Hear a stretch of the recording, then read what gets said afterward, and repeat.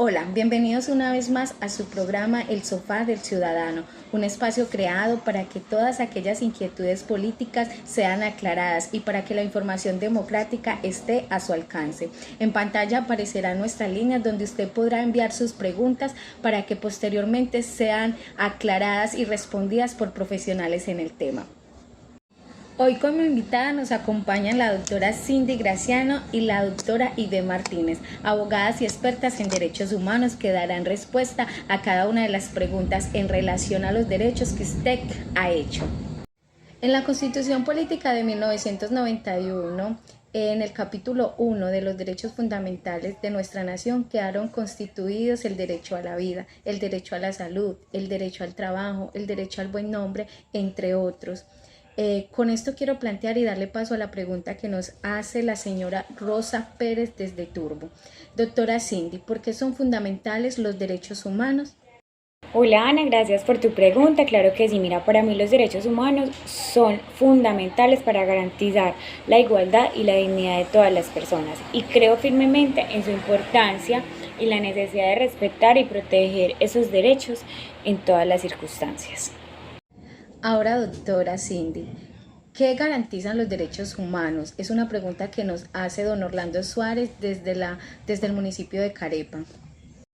Ana, claro que sí, mira, entonces continuando con lo que hablábamos sobre los derechos humanos, te cuento que es sumamente importante ya que nos garantiza que todos tengamos condiciones de vida justas, seguras y sobre todo respetuosas, sin importar nuestra raza, religión, género o orientación sexual, ¿cierto?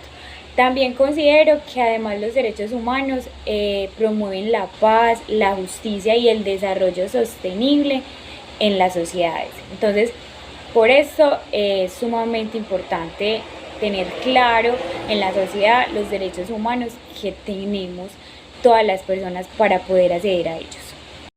Bienvenida, doctora Ibe Martínez. Para usted tengo la pregunta de la señora Liliana Duarte desde Mutatá, Antioquia. Nos pregunta, ¿qué medidas se pueden tomar para prevenir las violaciones de los derechos humanos?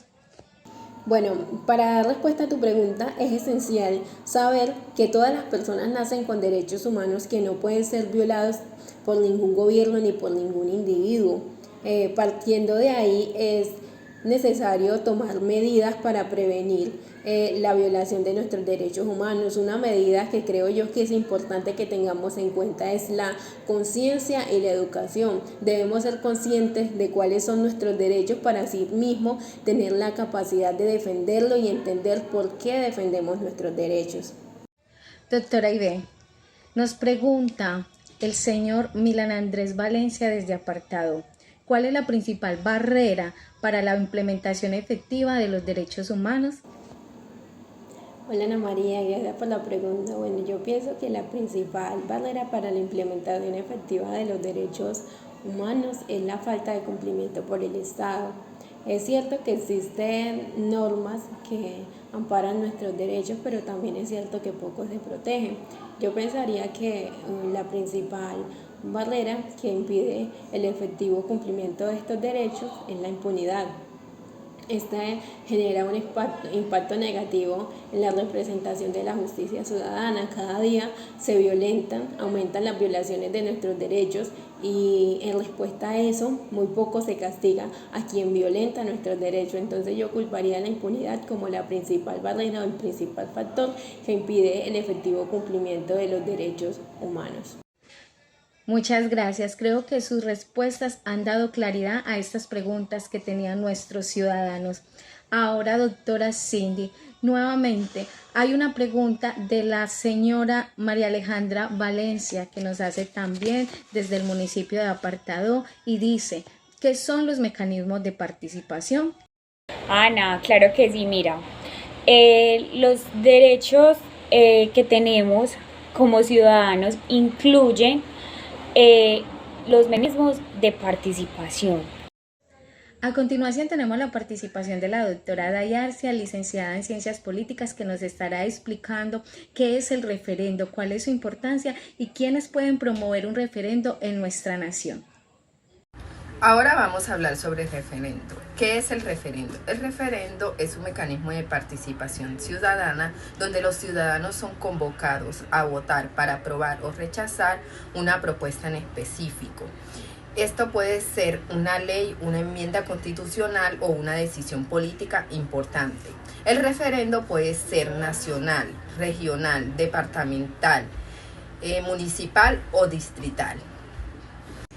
¿Quiénes pueden promover un referendo? Para promover un referendo se requiere ser ciudadano en ejercicio y contar con el respaldo del 5 por 1000 de las personas inscritas en el censo electoral.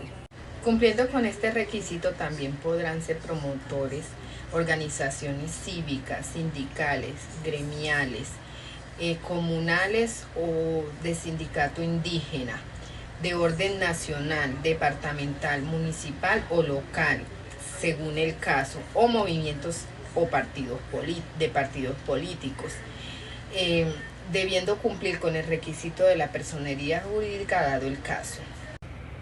Como primero tenemos el referendo derogatorio, sostenimiento de un acto legislativo a consideración del pueblo, para que éste decida si lo deroga o no. Por otro lado tenemos el referendo aprobatorio, que es el sostenimiento de un proyecto de acto legislativo en consideración del pueblo para que éste decida si lo aprueba o lo rechaza total o parcialmente. Y ya por último tenemos el referendo constitucional. Se somete a una aprobación del pueblo de una reforma a la Constitución Nacional. Bueno, con esto finalizamos nuestro programa del día de hoy, no sin antes extender la invitación a que nos acompañe a una nueva emisión del programa El Sofá del Ciudadano, porque el poder es del pueblo. Feliz día.